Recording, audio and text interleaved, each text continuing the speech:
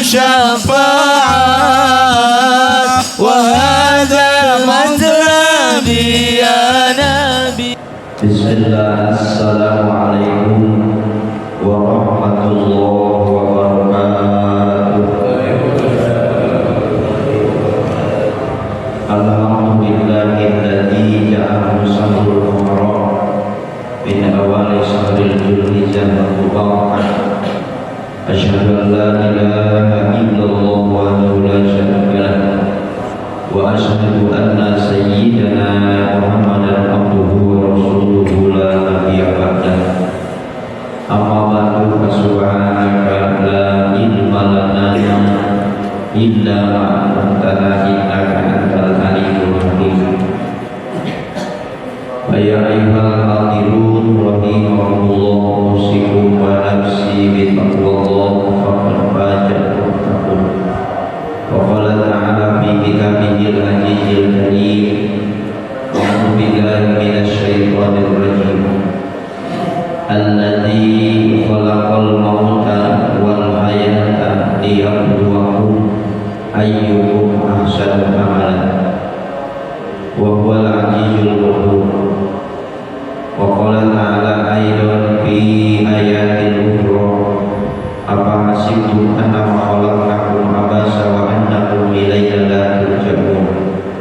Wa qala nabiyyuna Muhammadin sallallahu alaihi wa alihi wasallam, khairun nas man qultuhu wa sunnatul sadaqatul azim. Asalatin mukarramun, para alim, para ulama, para masyayikh, segenap para pengurus DKM Masjid An-Nur, dan tersedia istimewa seluruh jamaah sholat subuh yang dirangkai dengan pengajian mulia subuh setiap hari Minggu, yang Allah muliakan, yang Ar-Rahman muliakan. Seraya puji serta syukur kita panjatkan kehadirat Allah Subhanahu wa Ta'ala. Alhamdulillah, di pagi yang sudah mulai terasa dingin, karena biasanya bulan 7, bulan 8 sampai bulan 11 itu adalah anginnya sudah angin kemarau.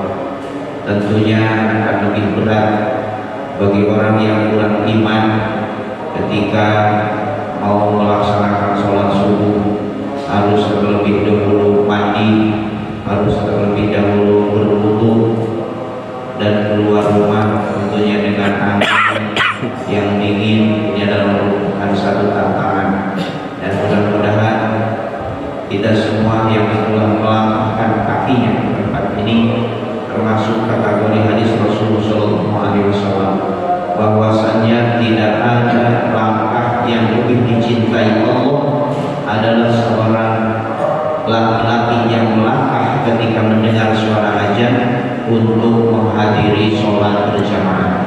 Maka setiap langkahnya adalah langkah-langkah yang dicintai oleh Allah dan Rasulnya. Sehingga Rasul menyampaikan dalam sebuah sabda beliau, tidaklah seorang melangkah menuju masjid untuk sholat berjamaah kecuali setiap langkahnya ditulis 10 kebaikan dan akan dihapus 10 kejelekan dan diangkat 10 derajat kemuliaannya di sisi Allah Subhanahu wa Ta'ala. Mudah-mudahan di dalamnya adalah kita semua yang hadir pada saat ini. Dan bila mana orang sholat 2 rakaat sebelum sholat fardu subuh, maka khairu minad dunya wa ma fihi, kebaikannya lebih baik daripada dunia dan isinya. Lalu dia duduk setelah sholat sampai akhirnya terbit matahari, bahkan sampai datangnya waktu duha, maka tidak henti-hentinya orang tersebut didoakan oleh malaikat dengan ampunan dosa dan rahmatnya Allah Subhanahu wa Ta'ala. Dan salah satu kebiasaan baginda Rasulullah SAW adalah hal tersebut. Ya, Nabi tidak pernah pulang setelah sholat subuh kecuali telah melaksanakan sholat isra atau sholat duha. Kita sebagai umatnya yang tentunya tidak mendapat jaminan apa-apa, apakah pantas melalaikan hal tersebut Nabi yang sudah menjadi jaminan, sudah mendapat jaminan dari Allah menjadi ahli surga, dihapus dosanya yang lalu dan yang akan datang. Sementara kita yang tidak punya jaminan apa-apa, lalu kita tidak mengikuti baginda Rasul SAW, tentunya ini adalah satu kebodohan. Maka harapan disertai doa bahwa setiap hari Minggu kita semua bisa menghadiri pengajian di dalamnya, ya. Kalau kita setelah sholat subuh menunggu terbit matahari susah, ya. Apalagi malamnya habis nonton bola, tentunya pulang ke rumah akan kembali kita mengkodok tidur, bukan mengkodok sholat, tapi mengkodok tidur kita.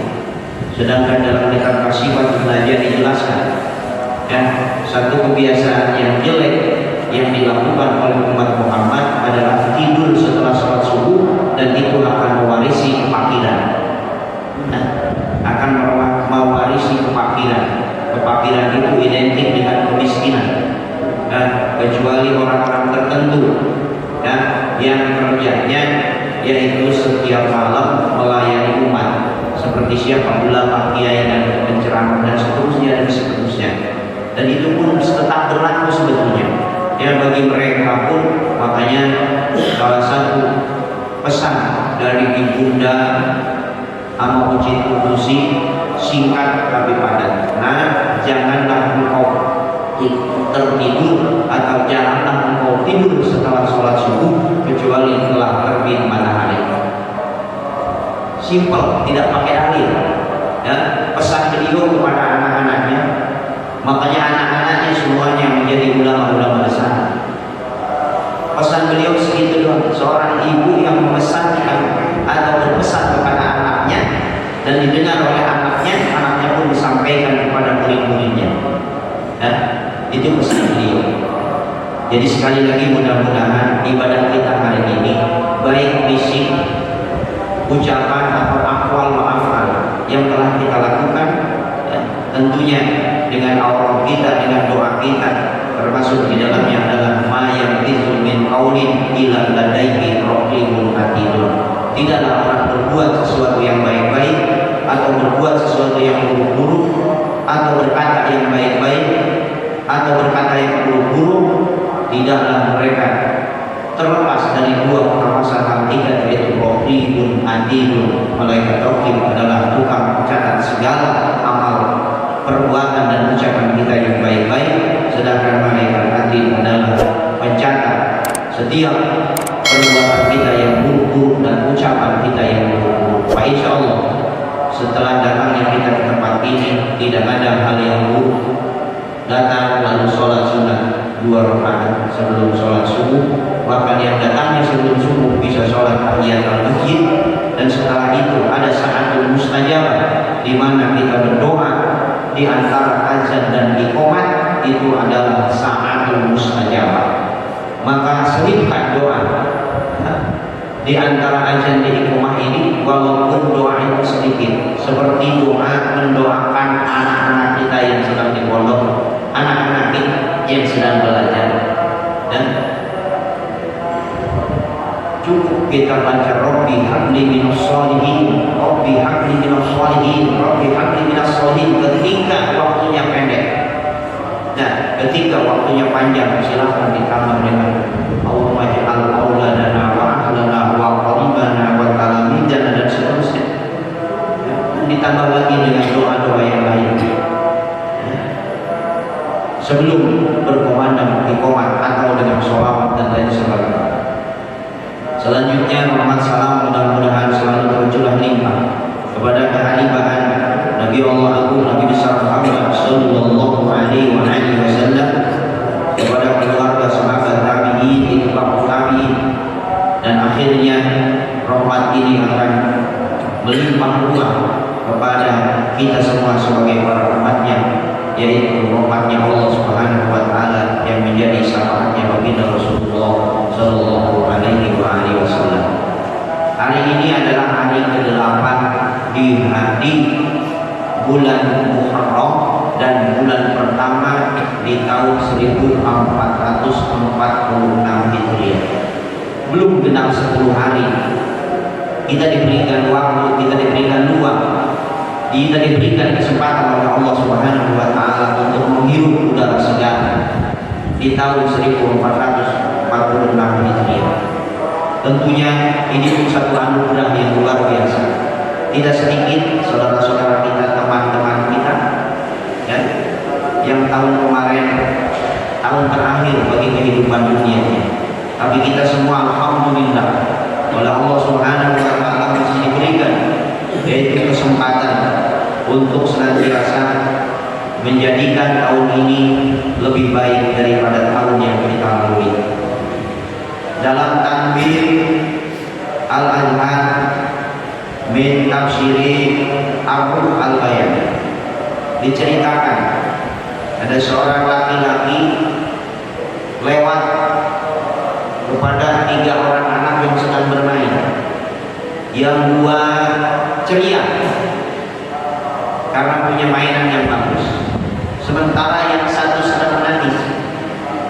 Lalu dihampirilah orang oleh laki-laki ini. Nah, kenapa kau menangis? Apakah engkau karena tidak punya mainan sehingga engkau menangis? Ya, maka laki-laki itu pun memberikan mainan. Ya. Setelah itu anak tersebut bertanya, wahai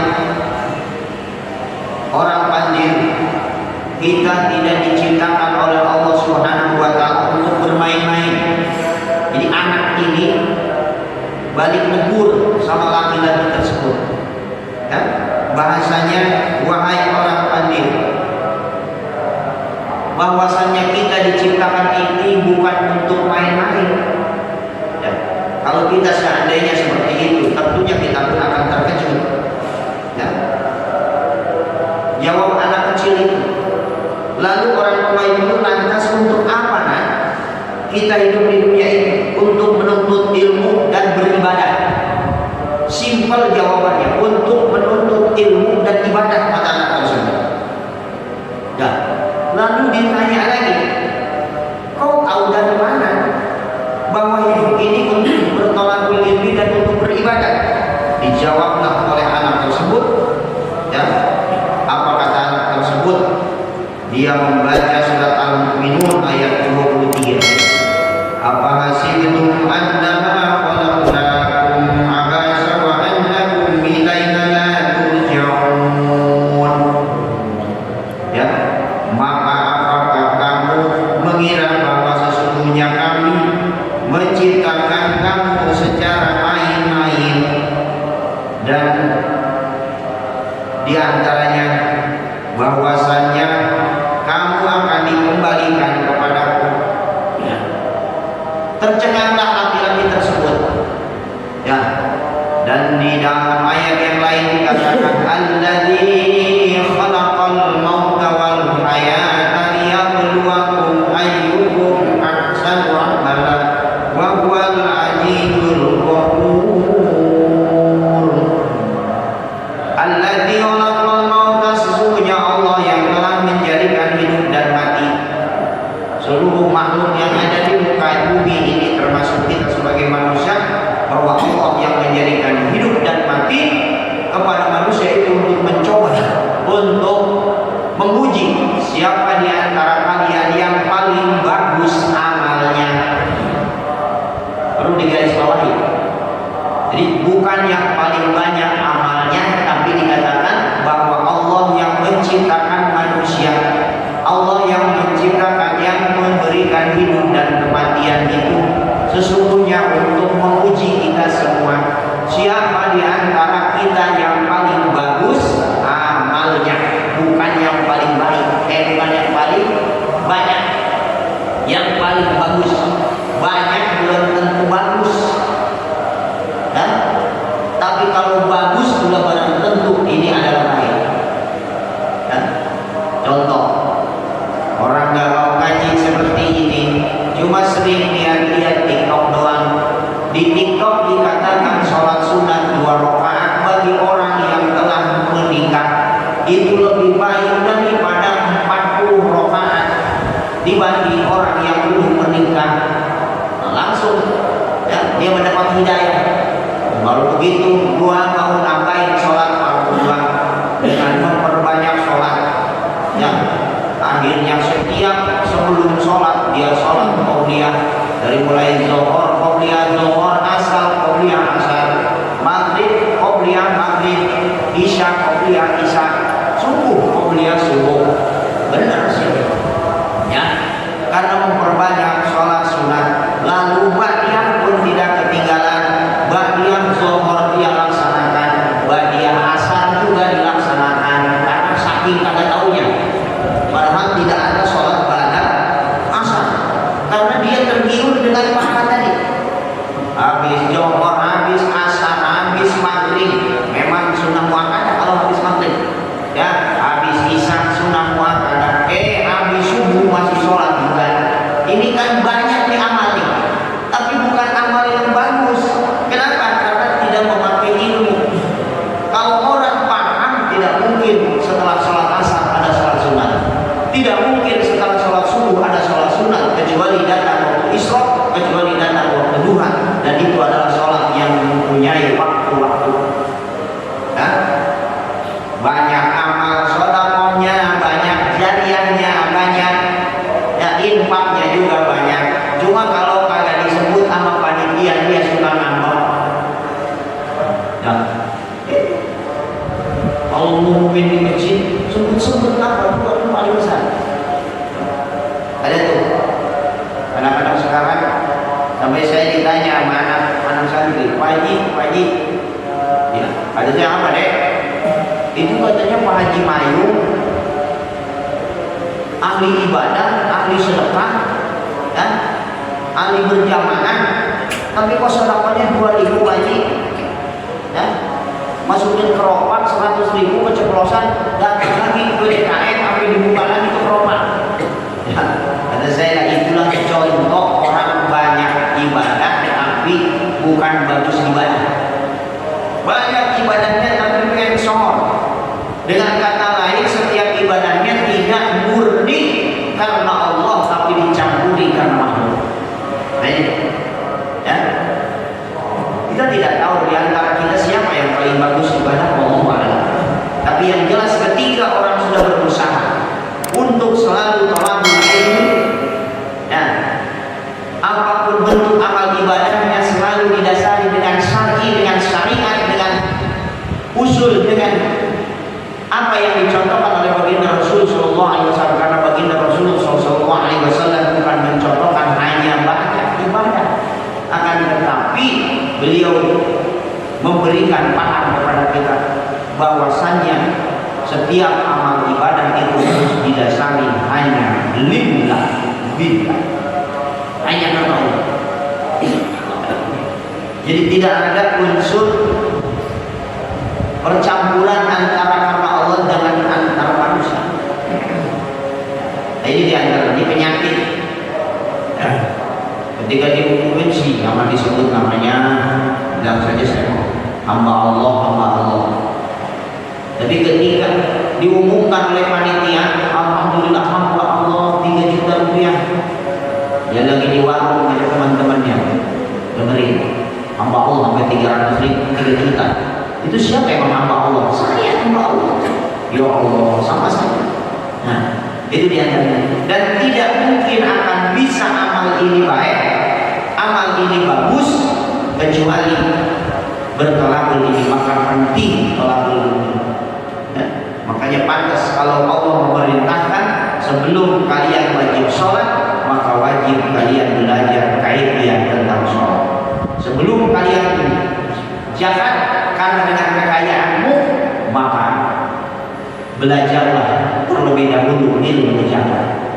Jangan sampai ketika sudah kaya barulah mikirin buat zakat dan barulah bertanya tentang zakat. Begitu pula belajarlah kaifiah haji sebelum kau berangkat haji. Ya, maka talabul ilmu dipadukan sebelum datangnya kewajiban. Dan ilmu itu sendiri dalam ta'lim adalah ilmu yang mana? Ilmu yang saat ini atau ilmu yang akan menghantarkan menyempurnakan ibadah kamu di kemudian hari, yaitu usul fikih, lalu tauhid, lalu tasawuf. Tujuannya adalah fikih untuk membetulkan tata cara praktek ibadah yang benar yang disampaikan oleh Nabi Sallallahu Alaihi Wasallam. Dari mulai wudhu yang benar diajarkan dalam bab fikih, lalu tujuan ibadah dan juga siapa yang diibadahi, yaitu dengan tauhid, berangkat dari keyakinan bahwasannya adalah ibadah perintah Allah. Lalu bagaimana cara kita ibadah yang benar kepada Allah. Lalu tasawuf yaitu jangan sampai hati kita yaitu mangan ketika dalam ibadah tersebut untuk menyampaikan, karena di sana banyak sekali penyakit yang akan menggugurkan pahala ibadah kita. Bisa jadi ibadah kita banyak tapi tidak termasuk ibadah yang bagus. Sedangkan dikatakan oleh Allah dalam Al-Quran bahwa kita ini sedang diuji siapa di antara kita yang paling bagus amalnya. Disusul oleh baginda Rasul Sallallahu Alaihi Wasallam dalam sabda beliau, wa in nas man tala umruhu wa sunah amalu, sebaik-baik manusia adalah orang yang panjang umurnya dan baik ibadahnya. Sekali lagi, bukan banyak ibadah, baik ibadah. Yang lebih bagusnya adalah bagus dan banyak. Dalam ibadah itu yang paling bagus. Tapi setidaknya sedikit pun ketika kita paham tentang ilmunya, tata cara ibadahnya, insya Allah ibadah sedikit tapi baik, karena lebih baik ibadah sedikit tapi bagus daripada ibadah yang banyak tapi tidak bagus. Baik jemaah yang dirahmati Allah Subhanahu wa taala, karena tertunda terlalu jauh barangkali hancur kita dalam ta'lim.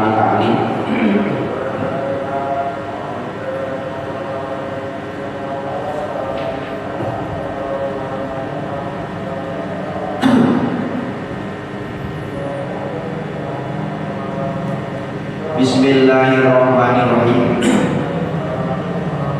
Wa min dalili ala qadha'i wa hikamihi yusul bibi wa tibi ainil ahmaq, bahwasanya hasilnya seseorang yang memahami ilmu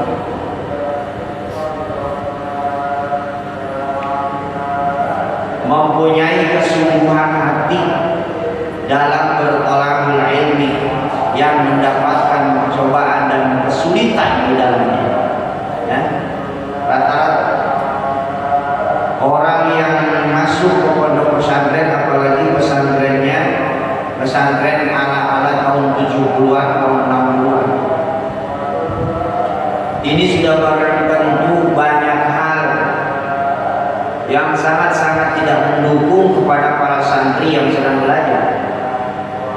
Terutama sekali adalah sulitnya ekonomi di sana. Saya masuk pesantren itu 84 dan 82 saya sudah tamat SD. 84 saya masuk pondok pesantren, kalau sekolah tidak kelas 2 SMP. Itu masih terasa betul kesulitan ekonomi dalam pesantren. Mungkin sebagian teman saya tidak seperti itu. Kenapa? Karena mereka masih komplit, punya ayah, punya ibu. Ada yang berusaha untuk mengirim uang ataupun beras ke pesantren. Sedangkan Al-Fakir di kala itu 2 tahun lahir ke muka bumi, ayahanda telah meninggal. Sementara saudara banyak, perempuan 7, laki 4. Dan bisa kebayang bagaimana sulitnya seorang ibu membesarkan anak-anaknya. Kalau kita bilangnya membesarkan, sebetulnya bukan membesarkan, cuma berupaya, karena yang membesarkan anak-anaknya bukan ibu tapi Allah. jerih payah, apalagi ketika anak kepengen sekolah. Jamal kepengen sekolah sampai nangis darah kalau bahasa kitanya, tapi ibu tidak bisa mengabulkannya. Karena saya anak bodoh, begitu saya pengen pesantren juga bingung ibu. Ya, di pesantren bukan per bulan ngirimnya, yang tiap hari saja, sering tidak makan, sering tidak jajan, apalagi ini per bulan. Dan akhirnya berangkat hanya diantarkan dengan 15 liter beras. Dan itu target dari orang tua, tidak bisa melebihi. Yang penting anak dimanapun makan nasi pasalnya. Subhanallah. Meminat dalil itu termasuk dari bukti atas kodok Allah Subhanahu wa Ta'ala dan kepastian Allah adalah fakirnya orang yang berakal dan kayanya orang yang bodoh. Aja dulu saya punya teman, waktu di SD aja dia tahun 80 sudah mempunyai sepeda namanya BMX, sepeda paling bagus di kala itu. Nah, dan hanya orang kaya itu yang punya sepeda anaknya dua-duanya. Orang lain jangankan memakai sepedanya, megang sepedanya aja diomelin. Bahkan saya pernah megang sepeda beliau sampai dikatain, anak melarat jangan pegang-pegang sepeda gua, nanti kamu kepengen nggak bisa beli. Sekarang masih terngiang di dalam telinga saya. Kata saya, dunia ini berputar. Bisa saja saat ini kau bisa bilang begitu karena orang tuamu kaya, tapi pada suatu saat bisa jadi kau merengek di depan saya. Itu dalam hati saya. Ternyata 20-30 tahun kemudian itu terjadi. Ini bukan cerita, ya, bukan cerita konyol, bukan cerita fiktif, tapi kenyataan. Sampai anaknya dipesantrenkan di pesantren saya, notabene bukan yatim, tapi tidak bayaran selama 2 tahun. Bisa bayangkan. Kenapa? Karena memang dia tidak minat. Kalau saya sih terserah. Ya Allah ya Allah, itu terjadi. Lakana min rizqil ida hurimal zina diddani yaktarifani ay tafarruqi. Namun seseorang diberi akal itu akan terhalang, yaitu terhalang-halangi untuk menjadi kaya. 2 hal yang saling berlawanan serta tidak bisa disatukan. Orang-orang yang berilmu itu jarang untuk menjadikan harta itu nomor 1. Tapi karena tujuannya Allah, maka jaminannya adalah dunia akan mengikuti. Tapi kalau orang tujuannya dunia, jangankan akhirat yang tentunya akan nol besar, dunia aja bisa berubah tadi, berputar. Yang tadinya kaya jadi miskin, yang tadinya dianggap paling miskin bisa jadi derajatnya akan lebih baik daripada dirinya, baik secara kedudukan, penghormatan kepada manusia karena ilmunya atau karena dunia. Ini bisa terjadi. Dalam sebuah syair, wa'un sidatil ghairi, disairkan syair ini yang bukan karya daripada Imam Syafi'i. Apa katanya? Tamannaika an tamsi faqihan munaziran bil ghairi anain wal junudin wal kunun. Kamu berharap menjadi seorang faqih, ahli fikih, ahli ilmu, dan ahli untuk membahas masalah-masalah tanpa kesulitan.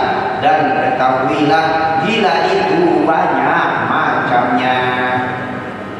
Kita ulang. Ini kan kalau dicerna secara selewat, apa sih artinya? Ya, apa sih artinya?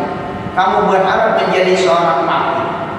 Orang yang ingin berharap jadi orang alim dan ahli membahas masalah tanpa kesulitan. Dan ketahuilah, gila itu banyak macamnya.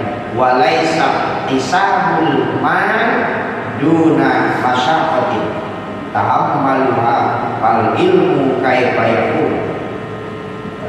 mencari harta itu tidaklah mungkin tanpa susah payah. Nah, lihat para pedagang, lihat para pebisnis. Nah, orang-orang yang mencari dunia itu rata-rata lelah. Yang dagangnya kagak laku, lelah. Sampai tidur nungguin konsumen. Capek. Lihat orang yang dagangnya laku, lebih capek. Gak ada waktu istirahat. Itu belum dilayani, ini belum dilayani, itu yang minta anu, ya Allah. Gak ada enaknya orang yang duit. Nah, makanya dikatakan mencari harta itu tidaklah mungkin tanpa susah payah. Yang akan kamu rasakan, maka ilmu pun seperti itu adanya. Ketika seseorang ingin mempunyai atau memahami ilmu, di pesantren hanya tidur, ya, ngaji tidak bersungguh-sungguh, yang penting hadir juntungannya. Ya Allah, ya tidak mungkin orang ini akan ngerti. Itu orang yang sudah mau, apalagi orang yang tidak mau atau belum mau untuk bertolak dengan Allah. Makanya tolakul ilmi ini batasnya bukan dari semenjak anak-anak sampai balik, akan tetapi batasnya mulai dari hidup sampai akhir hayatnya, minal mahdi ila mahdi. Jadi saya pesan guru itu sedikit. Kamu udah gak betah di sini, Mil? Iya kan? Ya udah. Ya, kalau nggak betah silakan mau ngaji lagi kemana, pindah kemana. Akan selalu izin, selalu memberikan doa dan restu. Kata saya, kemana kamu di sini aja saya nggak pernah bayaran. Di sini aja cuma bisa bantu-bantu akan ngurusin kambing, ambil air, pijitin guru, nyengokin anak guru. Kata saya, kemana lagi saya berpindah? Toh kalaupun kamu pindah ke pesantren yang lain, tolong jangan berhenti ngaji. Nah, itu kalimatnya sepele, tapi sampai sekarang masih terngiang. Jangan berhenti ngaji. Ya. Logat kitabmu yang dulu logatannya belum selesai, ya, sekarang ini banyak logatan-logatan dari kalangan-kalangan santri yang sudah dilogat oleh santri pun. Seperti kemarin saya kasih, ya, di tahun muda 1 Mangun Jaya, itu di sepanjang jalan, ya, yang dagangnya para santri nawarin, Ustaz, Pak Haji, ini ada kitab yang sudah dilogat full, logatnya logat Sunda, ya, harganya tidak terlalu beda sih, ya. Dikasih patung gajah yang belum umpama 50.000 itu paling 100.000, yang sudah dilogat tinggal baca, ya. Subhanallah, ya. Ada guru saya begitu, kalau kamu logatannya tidak terlogat semua, nah maka sekarang ini udah banyak kitab yang sudah dilogat belum. Walam arwi uyubin nasi aiban karena kesil qadirin ala tamam. Aku tidak pernah melihat sebuah aib dari semua aibnya manusia yang menyamai, yaitu merosotnya orang-orang yang berpotensi untuk menggapai kesempurnaan. Nah, saya tahun ini kehilangan guru pesantren 3. Karena tadinya saya tarik dari Mangun Jaya, dari Tasikmalaya untuk membantu mengajarkan kitab kuning dalam pesantren Al-Hakim. Dan tahun ini semua tiga-tiganya menikah. Yang satu dengan orang Lampung, yang satu dengan orang Bandung, yang satu lagi dengan orang Subang. Dan ternyata tiga-tiganya mengundurkan diri karena dia sendiri mau membuka atau mau mukim di masing-masing tempatnya tadi. Yang satu ditarik ke Bandung karena mertuanya adalah pimpinan pondok pesantren atau kiai. Yang satu lagi yang di Subang, beliau adalah orang tuanya atau mertua beliau adalah kepala Sanawi, dan beliau pun akan dan sudah disiapkan satu majelis dan madrasah untuk mukim di sana. Cuma yang dari Lampung masih 50-50 antara beliau mukim di sana atau beliau kembali lagi ke Al-Mutaqin. Ya. Sementara saya sibuk, ya, kemarin ini ke Tangerang, hari Rabu ke Tangerang, syaratnya adiknya Ustaz Abdul Hasim, ya, Alwi Ramadan, dia memang sangat berpotensi di pesantren tersebut sehingga terus dipertahankan oleh gurunya untuk tidak pulang. Seandainya gurunya punya anak gadis kiranya dinikahkan, ya. Persyaratannya ada 3 bisa keluar dari pesantren itu. Yang pertama harus nikah, harus memboyong istri, bisa keluar dari pesantren. Yang kedua dipinta dari lembaga, ya. Itu yang ketiga mati. Kalau mati pasti bisa boleh pulang. Masa tanyakan saya harus ngambil nomor 3? Tadi saya nikah kalau udah ada perempuannya. Nah, udah ada siap nikahkan. Hari Rabu nikah, Jumat kemarin langsung dibawa pindah. Dan insya Allah besok mulai di SD ngajar, ya, bagian Al-Quran dan Qori dan Hafiz. Nah, ada lagi yang satu lagi Muhammad Tariq, itu dari Pamang Jaya. Beliau kebetulan di keamanan. Itu sama. Setiap santri yang berpotensi biasanya selalu dipertahankan oleh gurunya. Itu pun sama. Tariq ini harus pulang, bisa pulang. Pertama sudah punya istri, yang kedua dipinta dari lembaga, yang ketiga mati dia, ya. Bahkan anak ini menekan di kabur tadi. Jadi jangan, kalau kamu pengen manfaat berkah ilmu, aman ta'adda ustadhu yahrumu barakatal ilmi wala yantafi'u bihi ila qalila. Dengerin, ya, bahwa orang yang menyakiti hati gurunya yahrumu barakatal ilmi, haram keberkahan ilmunya, wa yantafi'u bihi ila qalila, dan tidak akan manfaat ilmunya kecuali sedikit. Akhirnya langsung diam. Jangan sekali-kali kamu kabur dari pesantren tanpa seizin guru. Biarkan saya yang datang. Langsung saya bikin coret-coretan untuk meminta mandatorik ini, dan saya datang kepada pimpinan seluruh keamanan. Pertama yang saya datangi dewan kiainya, itu Abah Haji. Ya, kata Abah Haji setuju, kalau udah ada tempatnya.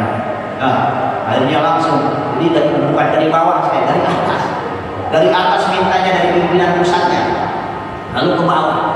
Karena Abah sudah ngiyain, ya, yang bawah otomatis samikna wa ata'na. Dan alhamdulillah beliau pun kemarin sudah ada di rumah. Ya. Kenapa? Karena kata saya kalau mau di sini santri sudah ada, mau ngajar di SD sudah ada, ya, mau mengajar di majlis sudah ada. Pengen santri sendiri, kasih santri yang yang umum, yang bukan yang yatim. Tapi kamu harus lillah mengajari anak-anak yatim. Dan saya kapan menikah? Kata Abah Haji katanya secepatnya. Kata saya kapan mau melamar? Dulu katanya bapak saya yang masih keberatan. Keberatan apanya? Duitnya. Ya Allah ya Allah ya Karim. Itu dia. Wala yudalli talibil ilmi min sahlin layali kama qala asy-syair. Dan bagi seorang pelajar atau seorang jemaah harus terjaga di malam hari. Artinya orang yang paling banyak berhasil ilmu di pesantren atau dimanapun dia belajar adalah orang yang paling banyak bangun malam, termasuk orang tuanya yang pesantrenin anak.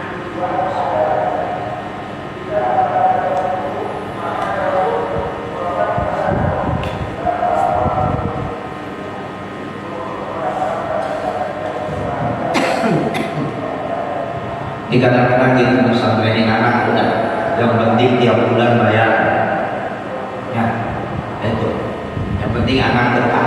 Ternyata anak cuma betah doang, ya. Selama 6 tahun nggak bisa ngaji, baca jurumnya aja dar dedor, ya suruh nasib aja pahala yang alu, ya. Ya Allah ya Rabbana ya Karim. Nah ini kadang-kadang kita yang lalai, padahal setiap malam itu walaupun hanya 2 rakaat, sholat 2 rakaat lalu minta, ya Allah mudahkan anak saya dalam belajar dan berikan keberhasilan ilmu yang berkah. Karena orang pesantren itu tidak mesti semuanya lama di pesantren dan tidak semuanya cerdas.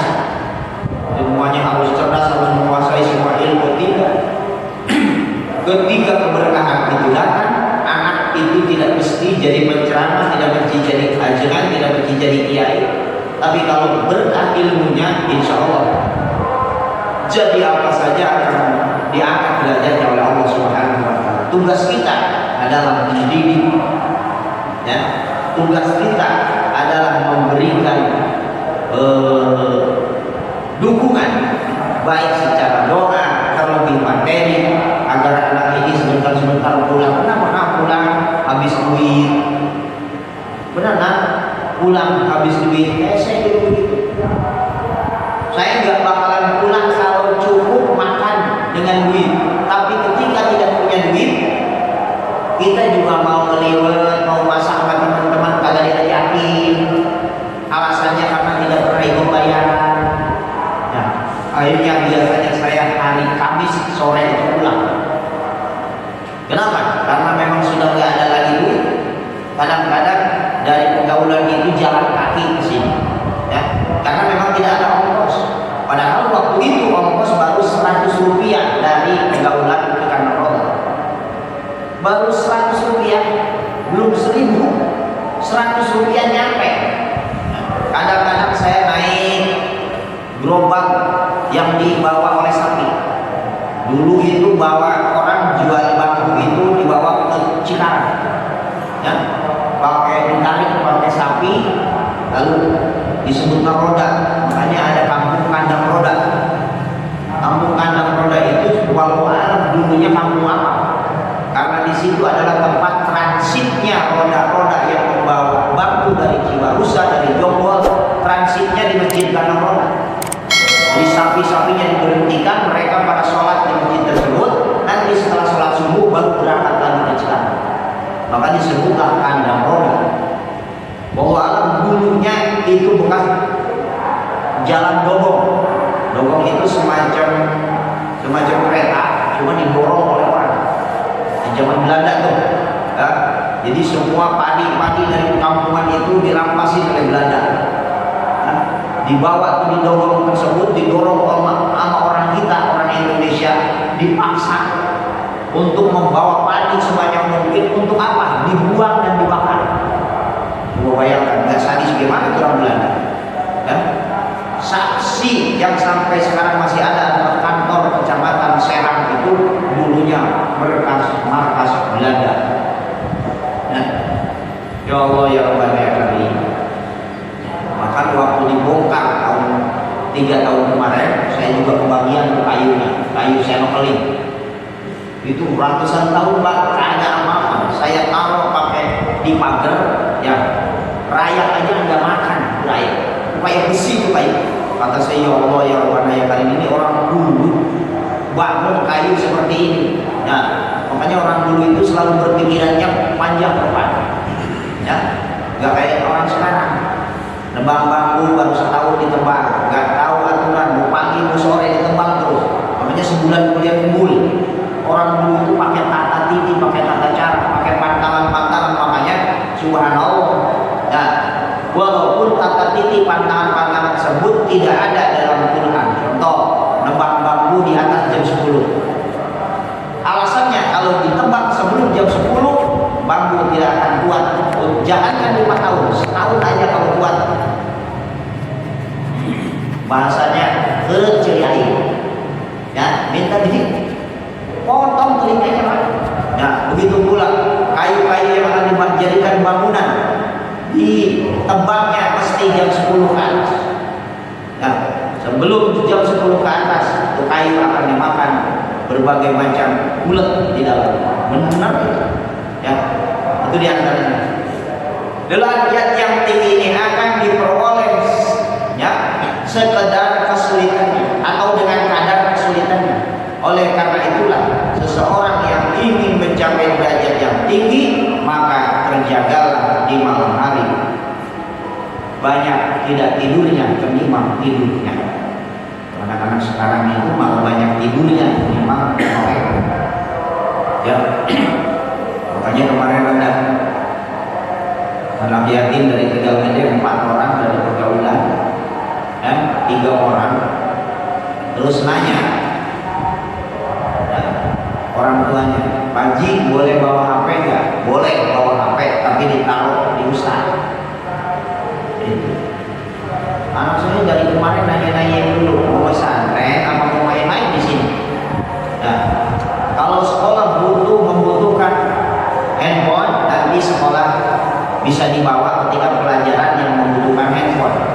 Tapi ketika pelajaran tidak dibutuhkan handphone, maka handphone tetap ya dipegang sama gurunya. Jadi gurunya masing-masing, guru kelasnya masing-masing, semuanya dikumpulin. Dan nanti kalau seandainya melanggar aturan, ya maka HP-nya akan hangus, ya atau orang tuanya akan dipanggil. Nah, karena ini Pak sekarang yang bikin rusak, ya, yang bikin rusak itu sebetulnya bukan hanya anak-anak, ya. Tetangga saya sudah berapa korban judi slot yang 500 meter, 530 meter habis dalam jangka waktu 3 bulan main slot, habis. Dia jual 1 juta per meter. Kalau berapa? 5 kali 1 juta, 500 juta lebih. Ada lagi tetangga saya juga masih nggak beberapa rumah, ya, dia jualan, berhenti jualannya, ngumpet nggak pernah keluar. Ternyata banyak yang nyari, ya, punya utang 400 juta. Ya Allah, kata saya, utang mau nih kalau gede-gede. Ternyata setelah diselidiki, karena kalau dulu orang mau main judi, mau remi, mau kartu, mau sintir, mau koprok, ya, itu berhadapan-hadapan sama bandarnya. Lah sekarang bandarnya di mana? Yang pasang di mana? Bahkan menurut info dari internet, ini yang paling berpotensi dan uang yang paling besar pemasukannya di Indonesia itu adalah Jawa Barat. Ih, ngeri. Nomor hiji Pak, ranking pertama, ya, perputaran ekonomi melalui judi online tadi. Astagfirullahaladzim. Sekarang orang melek aja berdua ngapain bisa jadi judi, dan tak tanggung-tanggung lagi. Padahal kisah nyata dari zaman Belanda sampai zaman sekarang, apakah ada orang yang kaya dengan judi? Nggak ada kan? Zaman kita main koprok aja dulu, saya pernah dulu main koprok dari kecil, dihadapin nih kalau maling ke sono berarti 8, kalau maling ke sini 12, ya kelihatan kan untuk koprok. Nah 12, ternyata 3 yang keluar, itu berhadapan-hadapan. Apalagi ini zaman sekarang ini, zamannya zaman sudah canggih. Nah, orang diberi dulu nih, peserta baru nih, tak kasih menang dulu nih sekali.